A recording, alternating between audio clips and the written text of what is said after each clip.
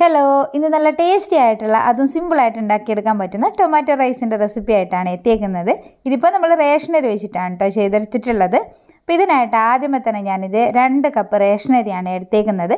പിന്നെ ഞാനിവിടെ റേഷനരി എടുത്തുന്നേ ഉള്ളൂ. ഏതരി ഉപയോഗിച്ചിട്ട് നിങ്ങൾക്ക് ഇതുപോലെ ടൊമാറ്റോ റൈസ് ഉണ്ടാക്കിയെടുക്കാവുന്നതാണ്. അപ്പോൾ അരി ഇത് നന്നായിട്ടൊന്ന് കഴുകി സ്ട്രെയിൻ ചെയ്തെടുത്തിട്ടുണ്ട്.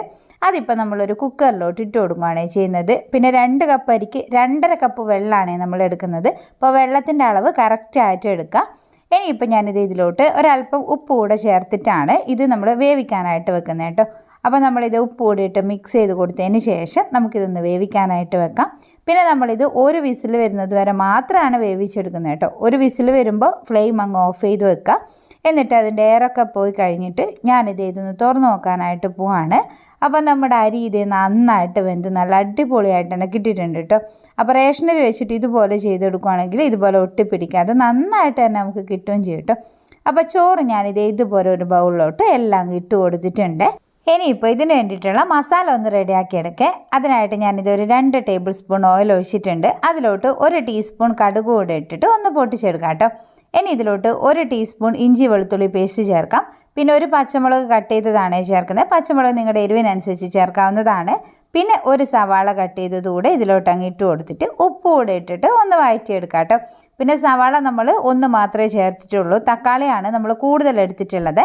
അപ്പോൾ സവാള നന്നായിട്ട് തന്നെ ഒന്ന് വഴണ്ട് വരുന്ന സമയത്ത് നമുക്കിതിലോട്ട് തക്കാളി ചേർക്കാം. അപ്പോൾ ഞാനിവിടെ 3 തക്കാളിയാണ് ഇതുപോലെ അങ്ങ് കട്ട് ചെയ്തെടുത്തിട്ടുള്ളത്. അതുകൂടെ ഇതിലോട്ട് അങ്ങ് ഇട്ട് കൊടുക്കാം. കൂട്ടത്തിൽ തന്നെ കറിവേപ്പില കൂടെ ചേർക്കുന്നുണ്ട്. എന്നിട്ട് ഇത് നന്നായിട്ട് തന്നെ ഒന്ന് വഴറ്റിയെടുക്കണേ. അപ്പോൾ നമ്മുടെ തക്കാളി നന്നായിട്ട് അങ്ങ് വഴണ്ട് വരുന്ന സമയത്ത് ഇനിയിപ്പോൾ പൊടികൾ ചേർക്കാം. ആദ്യമേ തന്നെ 1/4 ടീസ്പൂൺ മഞ്ഞൾപ്പൊടി, 1.5 ടീസ്പൂൺ മുളക് പൊടി, 1 ടീസ്പൂൺ മല്ലിപ്പൊടി, പിന്നെ ഒരു 1/2 ടീസ്പൂണോളം ഗരം മസാല കൂടെ ചേർക്കുന്നുണ്ട്. എന്നിട്ട് നമ്മളിത് വീണ്ടും നന്നായിട്ട് ഇളക്കി കൊടുക്കുകയാണ് ചെയ്യുന്നത്. ആ പൊടികളുടെയൊക്കെ സ്മെല്ലൊക്കെ ഒന്ന് മാറി വരുന്ന സമയത്ത് ഇത് ലോ ഫ്ലെയിമിലിട്ടിട്ട് നമുക്ക് മൂടി വെച്ചിട്ട് 2-3 മിനിറ്റ് വരെ അങ്ങനെ തന്നെ വെക്കാം കേട്ടോ.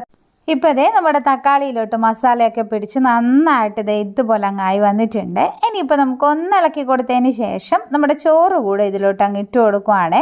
അപ്പോൾ ചോറ് നോക്കി ഇടുമ്പോൾ തന്നെ നിങ്ങൾക്ക് മനസ്സിലാവും എല്ലാം നല്ല വിട്ട് തന്നെ കിട്ടിയിട്ടുണ്ട് കേട്ടോ.